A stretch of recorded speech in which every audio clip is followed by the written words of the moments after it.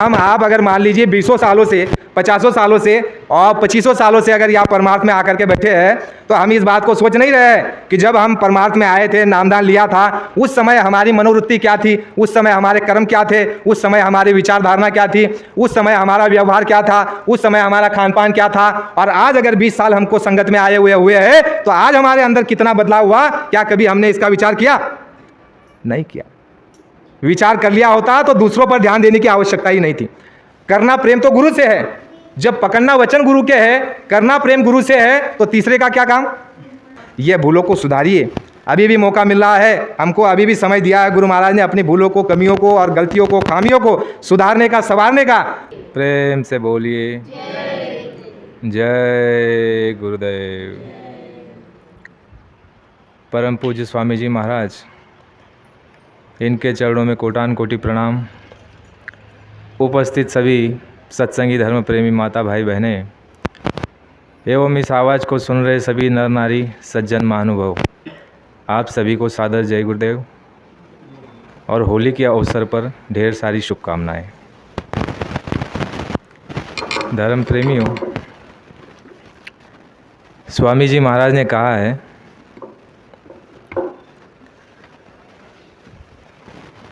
कि दुख में तुमको देखा जब ही, मौज उठी हम आए तब ही। ये स्वामी जी महाराज के सत्संग के वचन हैं। स्वामी जी महाराज ने सत्संग में दोहराया, जब उस मालिक की दया संतों पर होती है और संतों की दया जब जीवों पर होती है, ऐसा जब प्रसंग बनता है तो उस समय संतों का अवतरण होता है और अवतरण के साथ साथ नाम की बख्शिश और जीवों का उद्धार का मार्ग जो है वो प्रशस्त होता है, शुरू होता है। पहले मालिक की दया, फिर संतों की दया, उसके बाद जो है हमको आपको संतों का सत्संग सुनने को मिलता है और नाम भेद, गुप्त भेद, वह शब्द, वह अनहदनाद, वह कलमा आयते, उसका भेद, जो आत्मा का सच्चा दान है, सर्वोपरि दान है, ये सारी चीज़ें तब हमको आपको मिलती है। तो शब्दों पर ज़रा ध्यान दीजिए, ये प्रसंग कब बनता है, मालिक की दया संतों पर कब होती है और संतों की दया जीवों पर कब होती है। तो जो आरंभ में आपने शब्द सुना, स्वामी जी महाराज ने सत्संग में जो दोहराया कि दुख में तुमको देखा जब ही, मौज उठी हम आए तभी, यानी ऐसे नहीं आए। स्वामी जी महाराज ने कहा कि जब आप सुखी थे, जब आपको सताया नहीं जा रहा था, रुलाया नहीं जा रहा था, नरकों में मारा और काटा नहीं जा रहा था, जब आप ठीक ठाक थे, ऐसी परिस्थिति में महापुरुषों का, संतों का या आने का कोई उद्देश्य नहीं था। लेकिन गुरु महाराज ने कहा कि जब दुख में तुमको देखा, तुमको किसको? स्वामी जी महाराज ने कहा कि आत्मा को, जो हमारे आपके इस शरीर में, स्वामी जी महाराज ने कहा कि छठे चक्र में जो बैठी हुई आत्मा है, जिसको सीता भी कहते हैं, राधा भी कहते हैं, सूरत भी कहते हैं, उसको सौल भी कहते हैं, स्वामी जी महाराज ने उसको सूरत कहा। सूरत, उस आत्मा के लिए जब ये तड़पाई गई, रुलाई गई, सताई गई और इसको परेशान और इसको दुख दिया गया, स्वामी जी महाराज ने कहा कि तब संतों का आना यहाँ पर जारी हुआ। दुख में तुमको देखा जब ही, मौज उठी हम आए तब ही। और स्वामी जी महाराज ने, संतों महापुरुषों ने जब धरती पर अवतरित हुए, उस समय उन्होंने हमको, आपको जो मार्ग बताया, वह सत्संग का और सूरज शब्द योग की साधना का भेद हमको आपको बताया। तो सत्संग में स्वामी जी महाराज ने कहा कि महापुरुषों ने जब धरती पर अवतरित होना आरंभ किया, उस समय उन्होंने जो है, हम आप तो बोध में नहीं थे, हम अबोध हो चुके थे, हमको किसी प्रकार का कोई ज्ञान नहीं, कोई होश नहीं और किसी प्रकार का हमारे पास कोई साधन नहीं जिससे हम तत्व को समझ सके, चीज़ों को समझ सके और परख सके। तो स्वामी जी महाराज ने जो आरंभ में हमको आपको ज्ञान दिया, जो शिक्षा बताई, जो उपदेश, सदुपदेश दिया, उसमें सबसे आरंभित जो शिक्षा दी गुरु महाराज ने, उसमें ये कहा कि तुम शरीर नहीं हो, नाक नहीं हो, कान नहीं हो, आँख नहीं हो, मन नहीं हो, इंद्रिय नहीं हो, तुम एक चेतन अवस्था, चेतन जीवात्मा हो और उस परमात्मा का अंश हो। इस बात को हम आप भूले बैठे हुए। तो स्वामी जी महाराज ने ये कहा कि तुम आत्मा हो। फिर ये भी उसका स्पष्टीकरण किया कि कैसी हो। स्वामी जी महाराज ने कहा कि तुम्हारी आत्मा के भीतर में एक नाक है। स्वामी जी महाराज ने कहा कि तुम्हारी आत्मा के भीतर एक नाक है, जो कि अलौकिक लोकों की, सूक्ष्म लोकों के भीतर जो सूंघने के लिए, स्वामी जी महाराज ने कहा, जो भोजन है वो सूंघना है, जीवात्मा का जो भोजन है वो सूंघना है और वह जीवात्मा अपने जो है नाक से सूंघती है। और स्वामी जी महाराज ने कहा इसी तरह से जो है जीवात्मा के भीतर में एक आँख है जिसको तीसरी आँख कहते हैं। उसी तरह गुरु महाराज ने कहा कि जीवात्मा में एक और कान है। स्वामी जी महाराज सत्संग में बताया करते, बच्चा तुम्हारे शरीर में 2 कान और तुम्हारी जीवात्मा में 1 कान, कितने कान हुए? हम कहते हैं 3। तुम्हारे शरीर में 2 आँखें और जीवात्मा में 1 आँख, तो कितनी आँखें हुई? 3 आँखें। इसीलिए जो है 3 आँखों का वर्णन है और 3 कान का भी जो है वर्णन है। इसी तरह स्वामी जी महाराज ने कहा नाक भी है। ये ज्ञान हमको पहले था, ये किसी शास्त्रों में आपको नहीं मिलेगा। तो स्वामी जी महाराज ने जो है सत्संग में बताया है कि शास्त्रों में जो है, धर्मशास्त्रों में उलझन है, इतनी उलझन है, अगर उसमें तुम पड़ जाओगे तो मुश्किल में फंस जाओगे। यानी ऐसा चक्रव्यूह है, ऐसा जाल है, उसमें तुम पार होने की संभावना नहीं है, इतनी वहाँ पर उलझन है। तो शास्त्रों में स्वामी जी महाराज ने कहा कि शास्त्र भी जो है एक जंगल है, और उस जंगल में जिस तरह जड़ी बूटी होती है, लेकिन हम आप पहचान और परख नहीं सकते, और उस जड़ी बूटी की पहचान और परख के लिए आपको किसके पास जाना पड़ेगा? वैद्य के पास। जड़ी बूटी की पहचान के लिए वैद्य के पास जाना पड़ेगा। इसलिए शास्त्रों की अगर आपको समझ लेनी है तो उसके लिए महात्माओं के पास जाना पड़ेगा। तो वह रास्ता बड़ा कठिन है, बड़ा कठिन है। इसलिए स्वामी जी महाराज ने, महापुरुषों ने, संतों ने जो है भक्ति मार्ग जारी किया। इससे पहले जो मार्ग बताया, पहला मार्ग था ज्ञान मार्ग। ज्ञान मतलब आपको ज्ञान कराया जाता है, धर्मशास्त्रों का, कर्मों, ये सारे तमाम ज्ञान कराया जाता है। उसके बाद महापुरुषों ने जो है योग अभ्यास का मार्ग दिया, भक्ति का मार्ग दिया, और चौथा मार्ग जो दिया वो प्रेम का मार्ग दिया। तो स्वामी जी महाराज ने जो है तीनों मार्गों को खारिज कर दिया, ज्ञान मार्ग, योग मार्ग और भक्ति मार्ग, इसको भी खारिज कर दिया। स्वामी जी महाराज ने एक मार्ग रखा, वो मार्ग रखा प्रेम मार्ग। स्वामी जी महाराज की वचन है, आखिरी में स्वामी जी महाराज ने ये वचन बोल दिए सत्संगियों के लिए कि भक्ति वक्ति भी कुछ नहीं, गुरु से प्रेम कर लो, वो हाथ पकड़ करके ले जाएंगे। उनको अधिकार है, प्रेम कर लो गुरु से, वो हाथ पकड़ के ले जाएंगे। लेकिन इसका मतलब ये नहीं कि भक्ति नहीं करना। हर तरह की बात गुरु महाराज ने बताई है। गुरु महाराज ने सत्संग में कहा कि महापुरुषों के पास 4 तरह के लोग आए, 4 विचारों के। तो उन चारों तरह के लोगों को चारों तरह की बात बताई, चारों तरह की बात, यानी जिस बात को वो समझ सकते थे, जितनी उनकी क्षमता थी। अब जैसे उदाहरण के तौर पर, अब जैसे हमारी क्षमता है कि हम 30-40 किलो वज़न उठा सकते हैं, और मुझे अगर कोई 1 कुंतल का वज़न दे दे तो मैं उठा पाऊँगा? नहीं। अब हमारे पहलवान साहब हैं, इनको कोई 1 क्विंटल वज़न दे दे तो उठा लेंगे कि नहीं उठा लेंगे? ये उठा लेंगे, क्योंकि उनकी वो क्षमता है।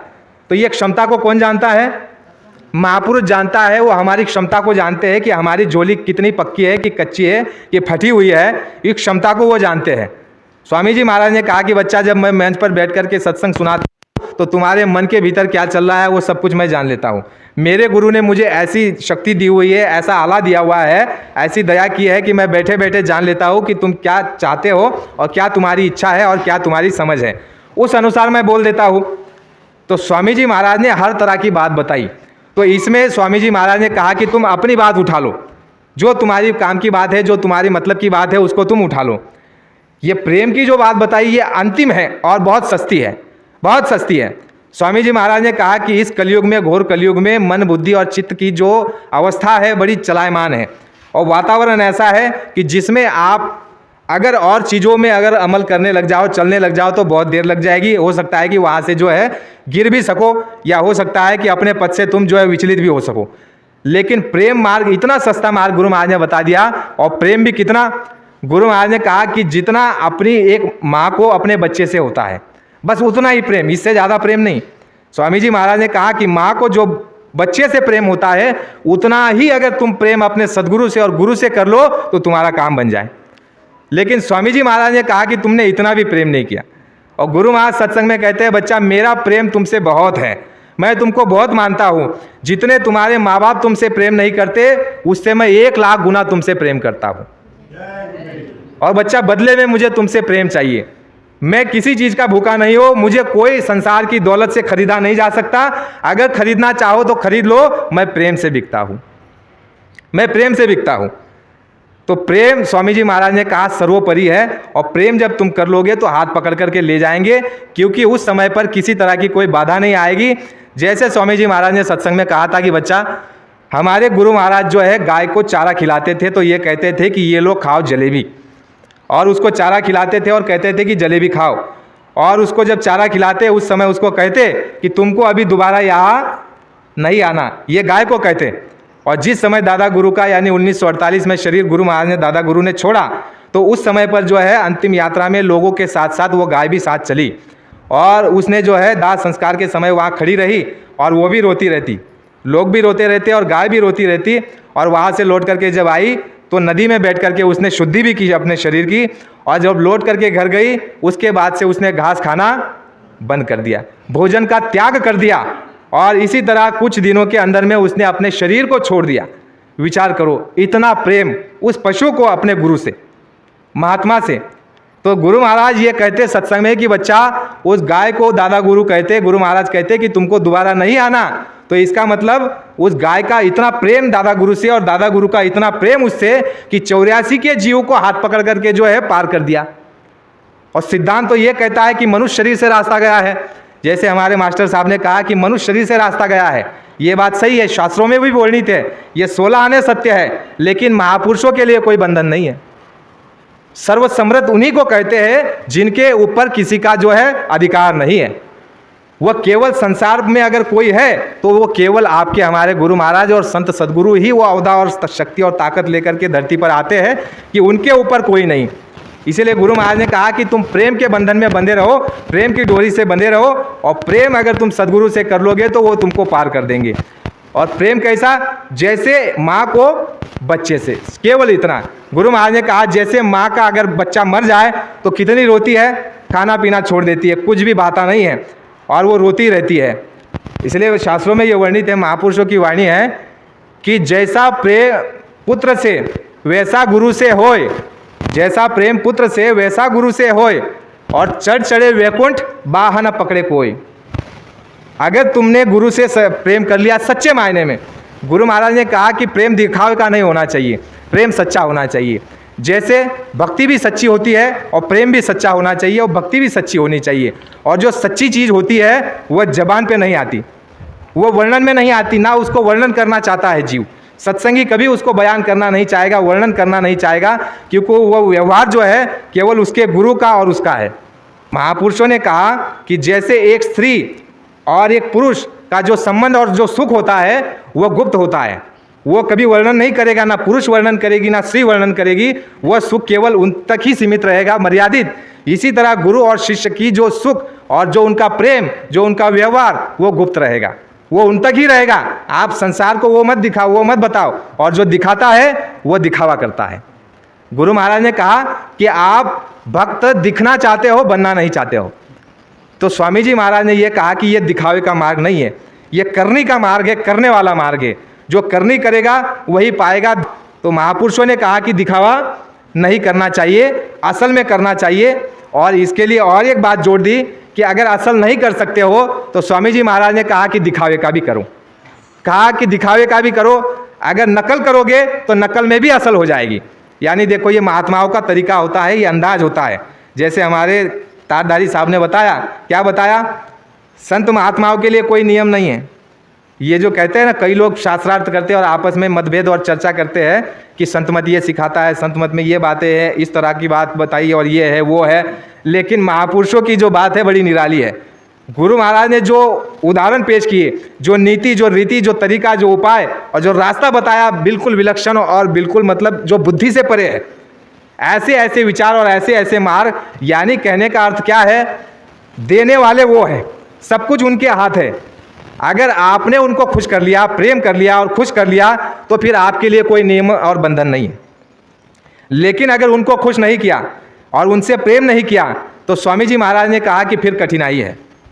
इसलिए स्वामी जी महाराज ने हमको आपको जो मार्ग दिया है वो प्रेम मार्ग कहा कि सबसे सस्ता मार्ग है। और ज्ञान मार्ग में अगर जाओगे तो बड़ी उलझन है, धर्मशास्त्रों के उलझनों में पड़ जाओगे तो बड़ी उलझन है, क्योंकि अनेक जगह शब्दों में जो है शंका निर्माण हो जाएगी।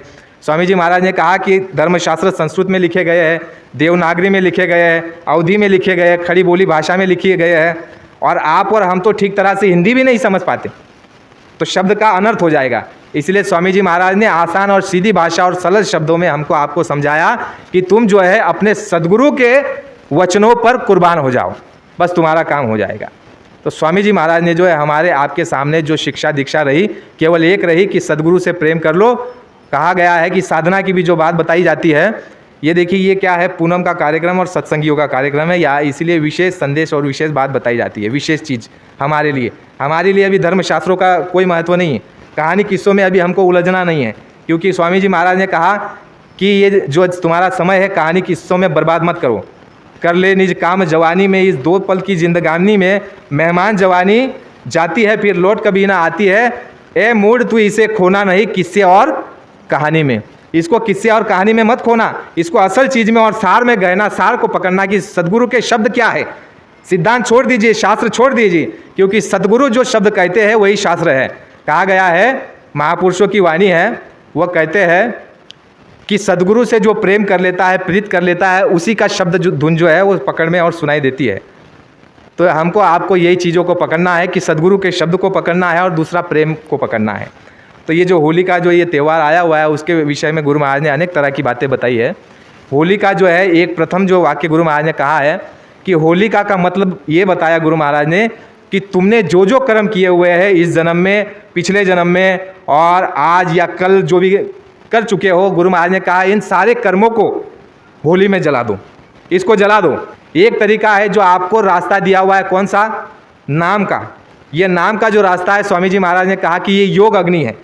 ये योग अग्नि साधना के बल पर, साधना में बैठ करके जब तुम इसको प्रकट कर लोगे, ये प्रकट कैसी होती है?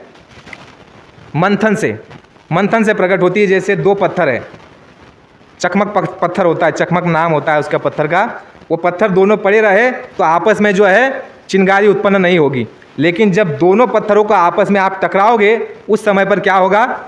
चिंगारी। तो दोनों जब आपस में मिलेंगे तो क्या होगा? योग होगा, उसको योग कहते हैं। तो स्वामी जी महाराज ने कहा कि जो मैंने तुमको नाम दिया है और जो तुम्हारी जीवात्मा चेतन है, चेतन जीवात्मा से चेतन नाम को लेकर के जब तुम चेतन परमात्मा की साधना करोगे तो उस समय तुम्हारे शरीर के अंदर में योग अग्नि प्रकट हो जाएगी, प्रज्वलित हो जाएगी।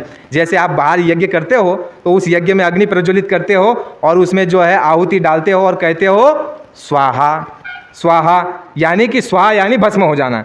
तो स्वामी जी महाराज ने कहा कि यो योग अग्नि जब तुम्हारे अंदर प्रकट हो जाएगी तो गुरु महाराज ने कहा कि अनंतों जन्मों के जो तुम्हारे पाप के अंबार माथे पर जीवात्माओं के ऊपर लदे हुए हैं, ये सारे के सारे भस्म हो जाएंगे। और ये जो क्रियामान कर रहे हो और जो संचित है वो सारे के सारे जो है तुम्हारे कर्म जो है प्रारब्ध कर्म को छोड़ करके सारे के सारे उस योग अग्नि में भस्मीभूत हो जाएंगे। उसको कहते हैं होलिका। यानी उस होलिका को, उस अग्नि को अपने अंदर प्रज्वलित करो, उसको अपने अंदर जगाओ। एक तो ये मार्ग हमको आपको मिला हुआ है। दूसरा मार्ग हमारे गुरु बंधु ने बहुत अच्छा सा बताया कि दूसरा मार्ग ये महात्माओं के तरीके थे। भारतवर्ष, भारत भूमि महात्माओं की धरती है और महात्मा त्रिकालदर्शी और तत्वदर्शी होते हैं। उनके पास सभी तत्वों का ज्ञान होता है। इसलिए महात्माओं ने भारत में विशेष करके हमको आपको ये ज्ञान दे करके रखा था कि तुम बहुत धार्मिक हो, अच्छे नेक हो, शाकाहारी भी रहते हो, लेकिन तुम्हारे साथ जो अवयव, जो औजार लगे हुए हैं, मन, बुद्धि, चित्त, अहंकार, काम, क्रोध, लोभ, मोह, अहंकार और ये रजोगुण, तमोगुण और सतोगुण, इनकी ऐसी प्रकृति है। और 25 प्रकृति, 5 तत्व का आपका ये शरीर, इसकी ऐसी प्रकृति है कि यह जो है बुराई की तरफ ज़्यादा अग्रसर होता है। बुराई की तरफ ये जो प्रकृति है मृत्युलोक की, ये मानव शरीर की और इस जीवात्मा में जो औजार लगाए हुए हैं, इसकी प्रकृति और झुकाव जो है बुराइयों की तरफ ज़्यादा है। इसलिए तुम क्या करो, तुम जो है कहते हैं, गुरु महाराज ने कहा युक्ति से मुक्ति करो। तो महात्माओं ने युक्ति बताई। क्या युक्ति बताई? उसका सिद्धांत है, उसका शास्त्र है और उसका नियम है। क्या नियम है? कि जो तुम अच्छा करोगे और बताओगे तो वो नष्ट हो जाओगा। इसी तरह बुरा करोगे तो बुरा भी बता दो और बुरा करोगे तो अपनी माफ़ी मांग लो। गुरु महाराज ने कहा कि कर्म जो होता है, बुरा कर्म जैसे किसी ने कर लिया, ये बहुत बड़े बड़े सिद्धांत हैं, ये समझने की बात है। गुरु महाराज ने कहा कि एक आदमी ने जो है पाप कर दिया, अब उस पाप को करके जो वो अहंकार कर रहा है कि मैंने कोई पाप नहीं किया और उसको उस पाप का कोई मलाल नहीं, कोई अफसोस नहीं, तो उस आदमी को जो है वो ब्याज और सूद के साथ वो लगेगा। और एक आदमी है जिससे वो पाप हो गया जाने अनजाने में, तो उसको जो है पाप कम लगेगा। क्योंकि महात्माओं ने क्या कहा कि जो बेचारा अज्ञानी है, जिसको ज्ञान नहीं, जैसे आपने सत्संग में सुना होगा कि अगर तुम सत्संग में ना आए होते और सत्संग में आकर के अगर तुमने कोई पाप किया तो तुमको सजा ज़्यादा। सुना है आपने? सत्संग में आकर के तुमको ज्ञान हो करके कि ये सही है, ये गलत है, ये करना है, ये नहीं करना है, ज्ञान होने के बावजूद अगर तुम कोई बुरा काम करोगे तो तुमको सजा ज़्यादा मिलेगी, तो उसे भी और इसे भी, लेकिन इसको ज़्यादा मिलेगी जिसको ज्ञान है। और जिसको ज्ञान नहीं है, बेचारे ने अज्ञानता में, जिसको ज्ञान नहीं है, जाने अनजाने में जिससे गलती और पाप बन गई, उसको आपसे और हमसे कम पाप लगेगा, उसको कम भुगतना पड़ेगा। और तीसरा व्यक्ति वो है जिससे पाप तो हो गया लेकिन वो उसका प्रायश्चित कर रहा है, अथाह प्रायश्चित कर रहा है, रो रहा है, बिलख रहा है और तड़प रहा है, कह रहा है भगवान गलती हो गई, अपराध हो गया, माफ़ कर दीजिए, और उसका प्रायश्चित कर रहा है, अनेक तरीके अपना रहा है, उसको कम पाप लगेगा।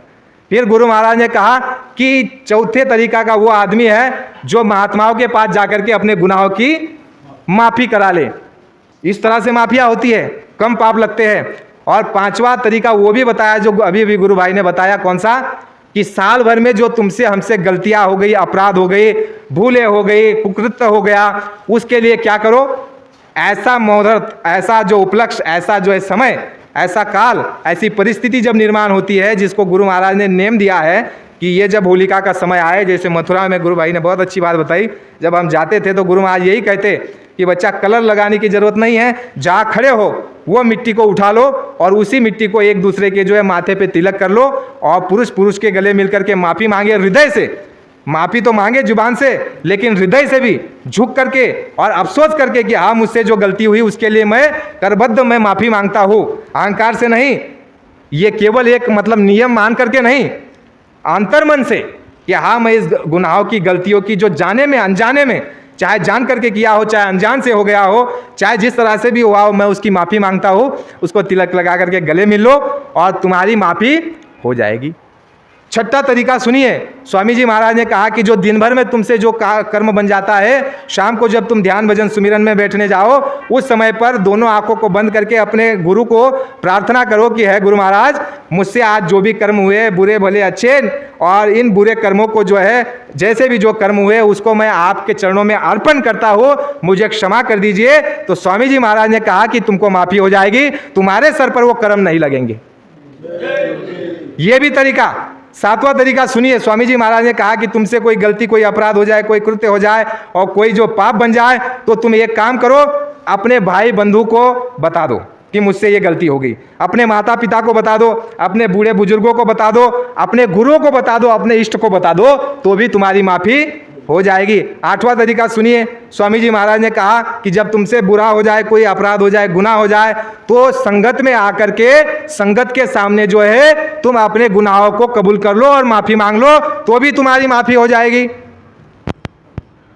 फिर गलती हो गई, अपराध हो गई, बड़ा कोई अपराध हो गया, जैसे मांस खा ली, शराब पी ली, तो उसके लिए भी स्वामी जी महाराज ने कहा ये काम तो नहीं करना क्योंकि इसकी माफ़ी नहीं है। लेकिन फिर भी स्वामी जी महाराज ने कहा कि ऐसे सत्संगी गए गुरु महाराज के पास और माफ़ी मांगी, गुरु महाराज ने उनको भी माफ़ किया। सूरत का एक सत्संगी बताता हूँ आपको, काफिले में चल रहे थे तो कुछ सत्संगी चले गए स्वामी जी महाराज के पास और कहने लग गए कि स्वामी जी महाराज, फला आदमी ने जो है शराब पी है और मांस खाया है, ऐसा उसके बारे में चुगली कर दी स्वामी जी महाराज के पास में। तो स्वामी जी महाराज ने उन प्रेमियों को बड़ा डांटा, सत्संगियों को, उनको कहा, अरे कहा कि वो मेरे पास आया था और उसने माफ़ी मांग ली और मैंने उसको माफ़ कर दिया, तुम क्यों उस पाप को अपने सर पर लेते हो? बात समझ में आ रही कुछ? यानी ये मत देखो कि कौन गलत कर रहा है, कौन बुराई कर रहा है, कौन अपराध कर रहा है, क्षमा करना, माफ़ करना, ये हमारी बहुत बड़ी भूल हो रही है कि संगत में भी आज वही चर्चाएं कर रहे हैं। शब्दों को गुरु महाराज ने कहा कि गुरु के शब्दों को जब आप भूल जाओगे तो आपस में द्वेष करने लग जाओगे, विरोध करने लग जाओगे और खाली रह जाओगे। शब्दों को भूल गए हम, इसीलिए हम विरोध करने लगे, झगड़ा, और जहाँ बैठते हैं वहाँ चर्चा नेगेटिव, नकारात्मक चीज़ों की करते हैं, वो ये कर रहा है, वो, उससे कोई लेना देना नहीं। गुरु महाराज ने कहा कि बच्चा ये मृत्युलोक है और ये काल का देश है और वो फंसाने के लिए उसने सारे साजो सामान तैयार करके रखे हैं और वो तुमको फंसाने का पूरा प्रयोजन करके रखा है और हर जगह, हर बात में और हर यहाँ पल पल और कदम कदम पर जाल फेंके हुए हैं और वो तुमको फंसाने के लिए फेंके गए हुए हैं और तुम उसमें फंसना नहीं, लेकिन हम फिर भी फंस जाते हैं। गुरु महाराज ने कहा कि अपनी बुराई जब तुम्हारी निकल जाए, खुद की बुराइयां जब निकल जाए, तब दूसरों की बुराई देखना। दूसरों की बुराई देखने का काम मैंने तुमको नहीं दिया है, तुम अपने अंदर में, अंतर मन में झांक करके देखो कि तुम्हारे अंदर कितनी बुराइयां है, कितनी कमी है। अभी तक जो है तुमने 10 साल, 50 साल, 20 साल तुम्हारे और हमारे हो गए, तो इसमें हमारे हाथ में आया कितना, हमारे अंदर में सुधार हुआ कितना, इसका जो है आप जो है माप तोल करो। स्वामी जी महाराज ने यह कहा कि जैसे एक स्कूल में, पाठशाला में, विद्यालय में जैसे 50 बच्चे बैठे हुए एग्ज़ाम दे रहे हैं और 50 में से जो है 48 बच्चे जो है पास होकर के आगे चले गए और 2 बच्चे वहीं पर बैठे रहे क्योंकि वो पास हुए नहीं, उन्होंने एग्ज़ाम में कुछ दिया नहीं और शिक्षक को प्रश्न और जो है नियम में रहा नहीं, तो वो हो गए फेल। तो उसको कितना अफसोस होगा आप मुझे बताइए।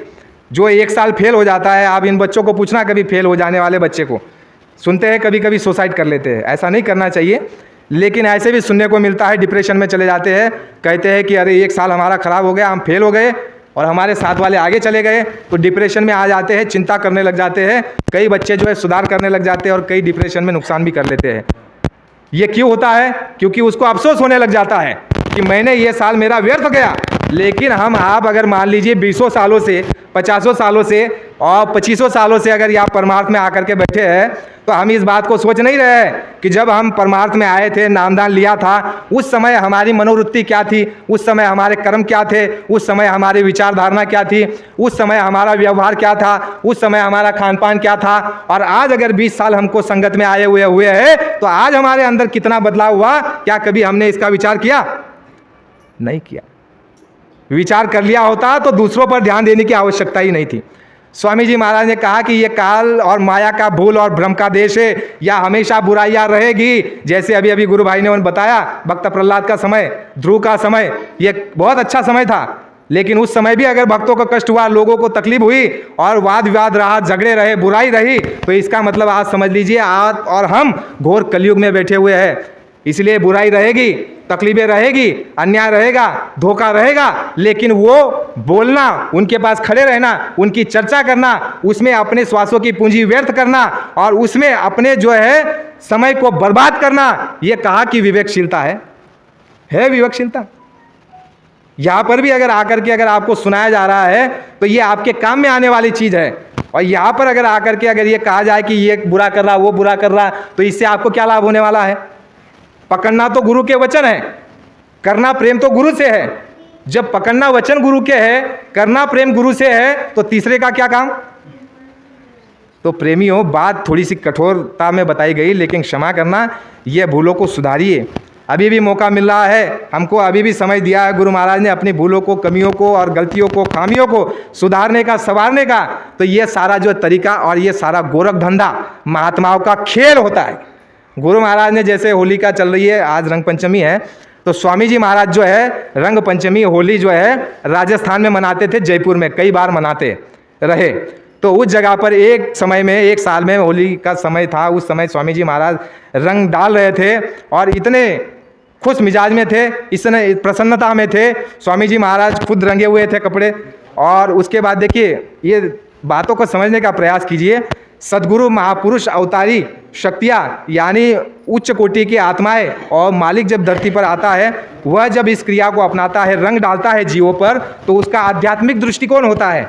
आध्यात्मिक एक लाभ होता है जीवों को, आध्यात्मिक लाभ। सद्गुरु अगर रंग डालता है जीवात्माओं पर, जीवों पर, तो आध्यात्मिक उनके लिए कुछ तो नियोजन करके रख रहे हैं। जैसे जीवात्माओं के लिए, सत्संगियों के लिए, साधकों के लिए ये बताया है आध्यात्मिक रास्ते में कि हमारी होली कब होगी, हमारी रंगोली कब होगी, हमारी धुलेटी कब होगी।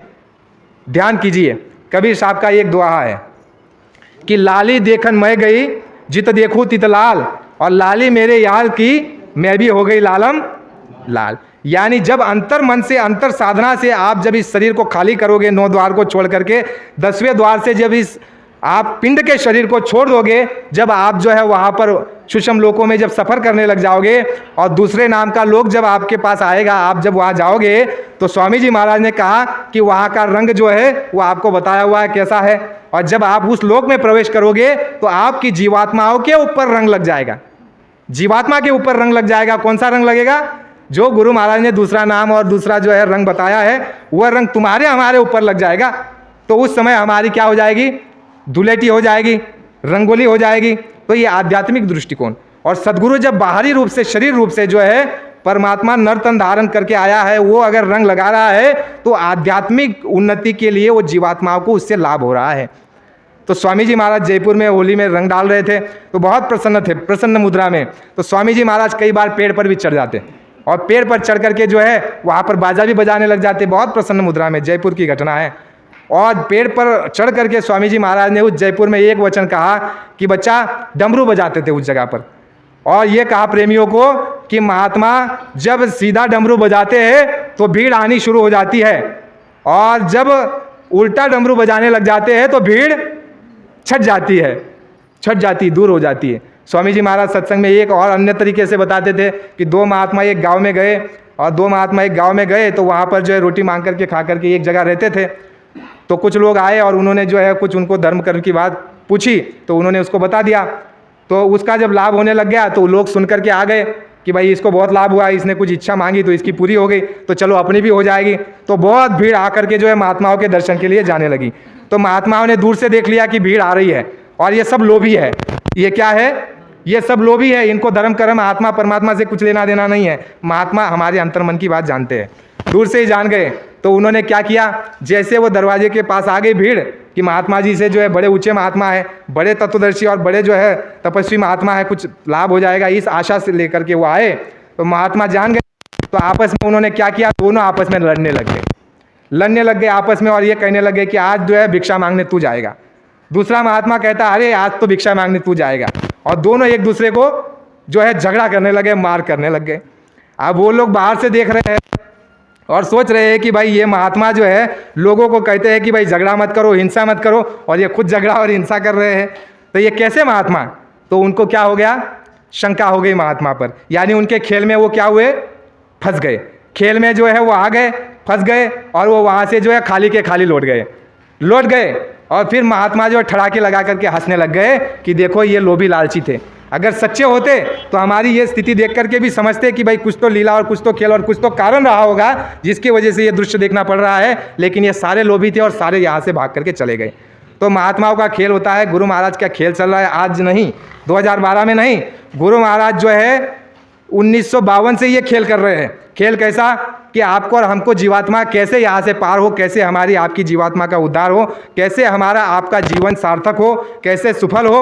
और एक तरीका गुरु महाराज ने ये भी बताया कि होली का मतलब होता है जो उद्देश्य से यहाँ पर आए हैं वो होली ये स्त्रीलिंग है। जैसे ये हमारी बहन है। अब आप तो मराठी हो, लेकिन अगर वहाँ पर हिंदी प्रांतों में जाओ, आप यूपी बिहार में कई जगह जहाँ हिंदी बोली जाती है, तो आप बहन अगर किस उद्देश्य से अगर किसी गांव जाना है, किसी जगह जानी है, तो वो अगर उस जगह जा कर के आएगी, बड़े ध्यान से सुनिए, उस जगह जा कर के होकर के आएगी, तो उसको यदि कोई पूछेगा तो क्या पूछेगा मालूम है कि होली। बात समझ में आई? नहीं आई?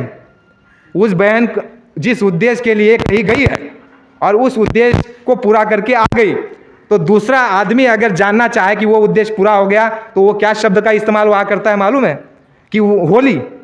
क्या पूछता है? होली। यानी जिस उद्देश्य के लिए गई थी, जिस काम के लिए गई थी, वहां जाकर के आई, वो पूरा हो गया, होली। तो स्वामी जी महाराज ने कहा कि जिस उद्देश्य से तुम यहाँ आए हुए हैं, जिस उद्देश्य से तुमको उतारा गया है कि तुम्हारी आत्मा का तुम जो है उद्धार कर लो, लक्ष्य 84 के दरवाजे के फाटक को तोड़ दो, बंद कर दो, विरह के तड़प के और सदगुरु के प्रेम से साधना के बल पे तुम जो है अपनी जीवात्मा को उस सच्चे मालिक तक पहुंचा दो, जिस उद्देश्य के लिए तुम और हम सारे मनुष्य शरीर में जीवात्माएं यहाँ पर आई है, जिस उद्देश्य से, जिस लक्ष्य से और जिस होली से। और जब ये काम हमारा हो जाएगा तो हमको भी पूछा जाएगा जिस उद्देश्य से तुमको उतारा गया था मृत्युलोक में, क्या होली? तो स्वामी जी महाराज ने कहा कि इसको भी होली कहते हैं। तो ये हमारा क्या लक्ष्य है? अपनी इस जीवात्मा को, इस जन्म को सार्थक कर लेना। और सार्थक कब हो सकता है? उनकी दया कृपा से। उनकी दया कृपा से पत्ता भी नहीं हिल सकता। इस बात को समझ लिए। अगर कितना भी प्रयास कर लीजिए, हमने भी व्यक्तिगत बहुत प्रयास किया कि हम साधना कर लेंगे, हम भक्ति कर लेंगे, हम सेवा कर लेंगे, हम ये कर लेंगे, हम वो कर लेंगे, हम संगत को सुधार देंगे, संगत में शिक्षा दे देंगे, कुछ नहीं होता। इसलिए हम अपने कर्तव्य को आगे रख करके कोई भी काम करें और सब कुछ गुरु महाराज पर छोड़ दे। कई बार ऐसी भी परिस्थिति और प्रसंग आता है कि हमारा मन डावाडोल हो जाता है, तो उस समय पर सदगुरु से हमेशा प्रार्थना करते रहे कि गुरु महाराज आप हमको मत छोड़ना, आप हमको मत छोड़ना। हमारी कोई हैसियत, कोई ताकत नहीं कि हम आपको पकड़े रहें, लेकिन आप हमको पकड़े रहना। आप अपने चरण से हमको दूर मत करना। केवल चरण जो है चरण मांगना, इसके अलावा कुछ मत मांगना। हमने बहुत कुछ मांग लिया इतने वर्षों तक, लेकिन अभी ये परिस्थिति निर्माण कर लीजिए, करनी चाहिए जो महापुरुषों ने, हमारे महाराष्ट्र के महापुरुषों ने कहा कि न लागे न पुत्र सुख संपदा, सत्संग देई मज सर्वदा।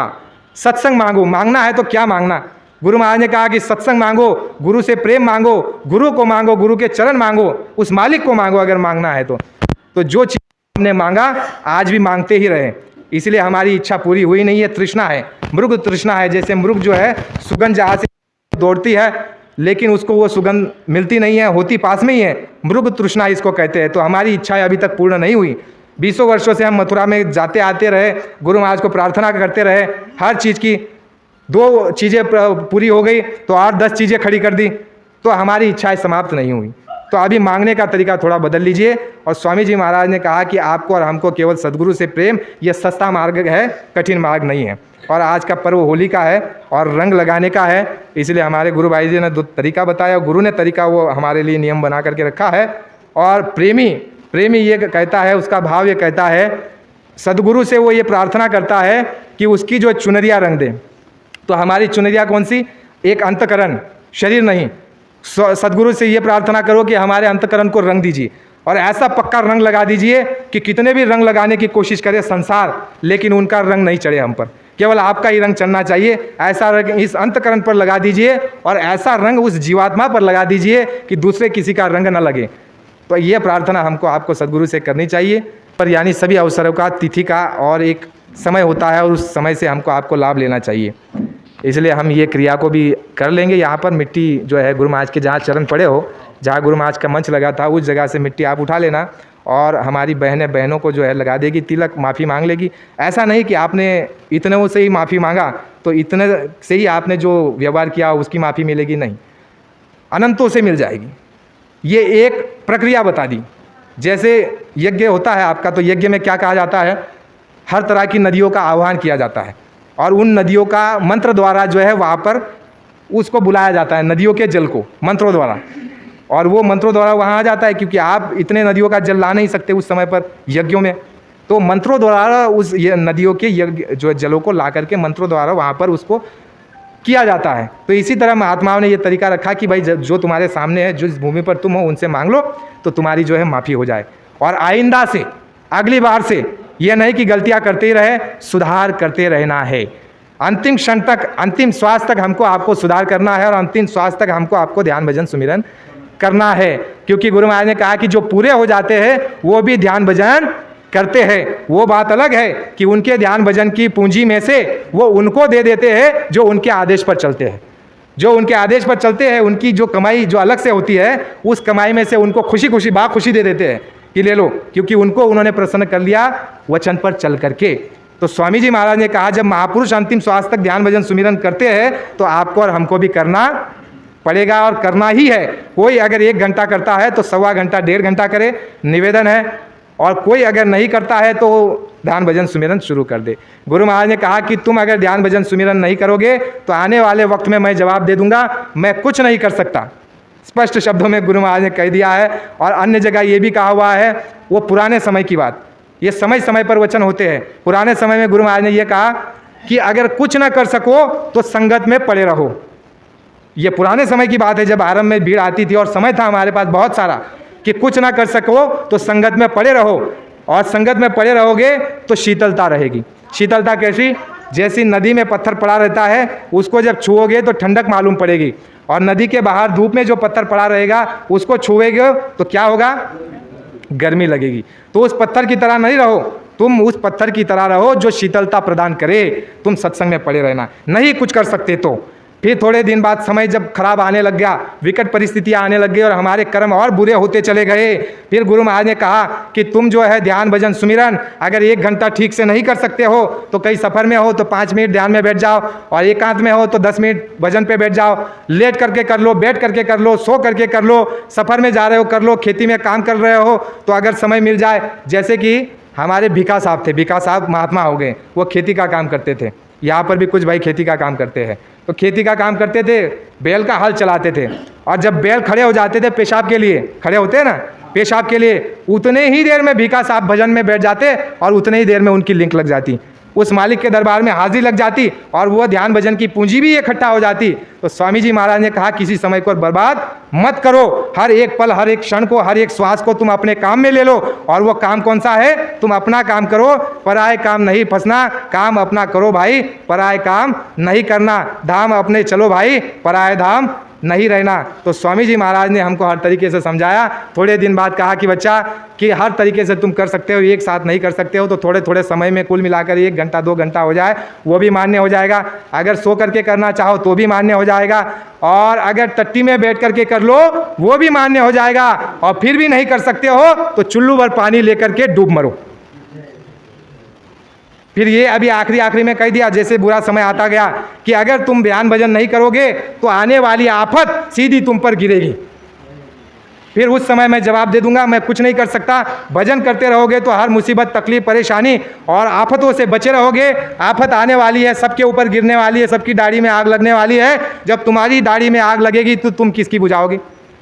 तो इसीलिए तुम भजन की पूंजी इकट्ठा कर लो, भजन का शस्त्र बना लो, भजन की जो है तुम ढाल बना लो और भक्ति की तलवार बना लो, और तब तुम्हारी सुरक्षा हो जाएगी। आने वाली आफत जरूर आने वाली है और वो तुम्हारे बगल से गुजर जाएगी, तुमको मालूम भी नहीं पड़ेगा। लेकिन भजन करना पड़ेगा, गुरु के आदेश पर चलना पड़ेगा, गुरु से प्रेम करना पड़ेगा, जो तरीके जो नियम बताए गए उसको अपनाना पड़ेगा। कोई बुरा कर्म बन जा रहा है तो उसके लिए प्रायश्चित करना पड़ेगा, उसके लिए गुरु से क्षमा मांगनी पड़ेगी। और अगर ये सब कुछ नहीं कर सकते हैं तो गुरु महाराज ने कहा कि फिर तुम्हारा जो है जन्म मरण का चक्कर छूटने वाला नहीं है, इसको कोई नहीं छुड़ा सकता। इसलिए धर्म प्रेमियों, नर नारियों, माता भाई बहनों, हाथ जोड़ करके प्रार्थना है, उम्र में भले आपसे छोटे हैं लेकिन ये सेवा है, और सेवा और कर्तव्य के माध्यम से आपसे के सामने सुनाया जा रहा है। बताने में कई बार थोड़ा सा अनादर या अपमान जैसी भाव तो नहीं, लेकिन चलिए गलती हो जाती है, कई त्रुटि हो जाती है, या फिर छोटे बड़े की ऊंच नीच की जो है अनादर भी हो जाता है, क्योंकि आप सब मेरे से वरिष्ठ बैठे हुए हो। लेकिन बताने में ऐसे शब्द कोई ऊँचे हो जाए जो नहीं होने चाहिए, तो उसके लिए भी हम आपसे क्षमा मांगते हैं, क्योंकि ये सिद्धांत बाबा जी ने पेश किया हुआ है। स्वामी जी महाराज जो है आपके जो है सावन सिंह जी महाराज के जो शिष्य हुए हैं कृपाल सिंह जी महाराज, वो सावन सिंह जी महाराज से वो महात्मा केवल 5 वर्ष के बड़े थे, लेकिन फिर भी स्वामी जी महाराज जो है उनका अदब और सम्मान करते थे। जब बाबा जी का जब कार्यक्रम हुआ मथुरा में, तो बाबा जी ने कृपाल सिंह जी महाराज का जो है ऊंचा मंच बनवाया और बाबा जी का नीचा मंच बनवाया। प्रेमियों में ये बात होने लग गई कि बाबा जी थोड़े छोटे महात्मा लगते हैं और इनको ऊंचा मंच दिया तो ये बड़े महात्मा होंगे। लेकिन वो महात्मा ने बताया, कृपाल सिंह जी महाराज ने, कि ये जो है बड़े मर्यादित है, ये महात्मा, ये उम्र में बड़े होने के कारण सम्मान देते हैं और ऊंचा मंच बनवाया। तो ये गुरु महाराज ने उदाहरण पेश किया है, इसलिए हमको भी संगत में उसी तरह उदाहरण रखते रहना है। बड़ों का सम्मान, छोटों से प्यार, तो ये हमको सारी बातों को अपनाना है। देखिए अच्छी चीज़ कितनी सारी आ गई, अभी इन्हीं अच्छी चीज़ों को आपके पास कब रहेगी? जब केवल आप अच्छी चीज़ों को ही लेते रहेंगे। और इस अच्छी चीज़ों में अगर किसी ने अड़ंगा लगा दिया, बीच में घुसा दिया, तो आपकी बुद्धि, हमारे चित्त, हमारा मन दूसरी तरफ मुड़ जाएगा और अच्छी चीज़ें निकलती चली जाएगी, क्योंकि आपका और हमारा मन बुद्धि चित्त क्या एक घड़ा है और उसमें एक जो है लिमिटेड चीज़ें आती है। अच्छी चीज़ें निकल जाएगी जब बुरी चीज़ें आप उसमें भरने लग जाओगे। इसलिए अच्छी चीज़ों को किनारा करो, पीठ करो, ये नहीं चाहिए, हमारे काम की नहीं, ना तुम्हारे काम की है, ये चाहिए ही नहीं, सुनना ही नहीं है, या बैठना ही नहीं, वहाँ जाना ही नहीं। 100 बात की एक बात। तो प्रेमियों क्षमा चाहता हूँ भूल चुक के लिए, समय अधिक हो गया। तो 5 चीज़ें अभी आप ध्यान रखिए, आखिरी बता रहा हूँ, उसके बाद समय पूरा हो गया। 5 चीज़ें या 4 चीज़ें हर जगह बताई जा रही। पहली चीज़ है हमको आपको जो है साधन भजन करना है। दूसरी चीज़ संगत में प्रेम बनाए रखना है। तीसरी चीज़ जो है गुरु महाराज की प्रेरणा से जो हमको प्रेरणा मिली, उससे तीसरी चीज़ जो है हमको आपको क्या करना है, तीसरी चीज़ के लिए शाकाहारी प्रचार।